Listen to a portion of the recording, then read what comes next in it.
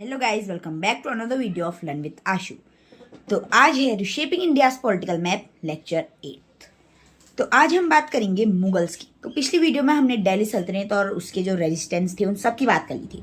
तो अब देखिए, दिल्ली सल्तनत के जो अंतिम रूलर थे इब्राहिम लोदी, उन्हें हरा दिया जाता है और 1526 से शुरुआत होती है मुगल एम्पायर की। तो उसे ही आज हम पढ़ने वाले हैं। तो देखिए, मुगल एम्पायर भारत में शुरू किसने किया, मुगल एम्पायर की इस्टेब्लिशमेंट किसने करी। सो देखिए, भारत के इंडिया के नॉर्थ वेस्ट रीजन में एक कंट्री है उज्बेकिस्तान नाम से। तो उज्बेकिस्तान में एक जगह थी समरकंद। समरकंद में एक 13 साल का लड़का बाबर नाम का शासक राज कर रहा था। फिर उसे वहां से एक मंगोल ग्रुप थे उज्बेक्स, उन लोगों ने वहां अटैक किया और उसे वहां से भगा दिया।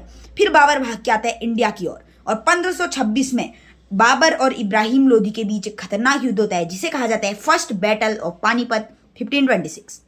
बाबर इसमें गन्स, गन पाउडर, कैनन्स, तोपों का, इन सब आर्टिलरी गन्स, मैचलॉक गन्स, इन सब चीजों का यूज करता है और इब्राहिम लोदी को हरा देता है। और यहाँ पे 1526 में दिल्ली सल्तनत पे फुल स्टॉप लगता है और मुगल एम्पायर की शुरुआत होती है।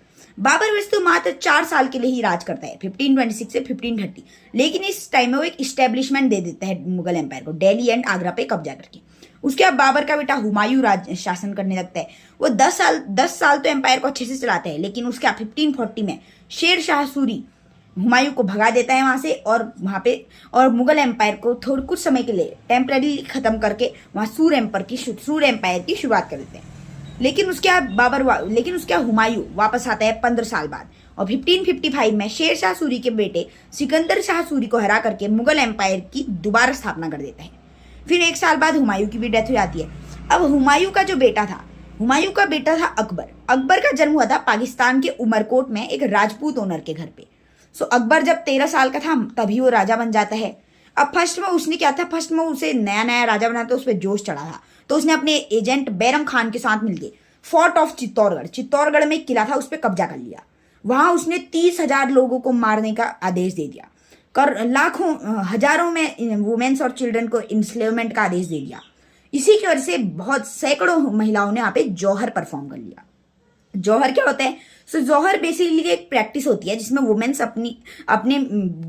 अपनी लाइफ को सेक्रीफाइस कर देती है अग्नि में जाकर के। क्यों करती है? अपने सेल्फ ऑनर को बचाने के लिए। सो वो सब ऐसे कर लेते हैं। उसके बाद बाबर का हृदय परिवर्तन हो जाता है, अकबर का हृदय परिवर्तन हो जाता है। अकबर एक अच्छा रूलर बन जाता है। वह सुलही कुल literally all peace with all की स्थापना करता है। हिंदुओं को भी अपने कोर्ट में रखता है। बहुत से महाभारत, रामायण, भगवत गीता, पंचतंत्र को पर्शियन लैंग्वेज में बदलता है ताकि बाकी लोग भी उसे पढ़ सके। और महाभारत का पर्शियन रूप कहलाता है रमजनाम। सो अगली वीडियो में हम अकबर से आगे के रूलर्स और अकबर के बारे में कुछ और भी जानेंगे।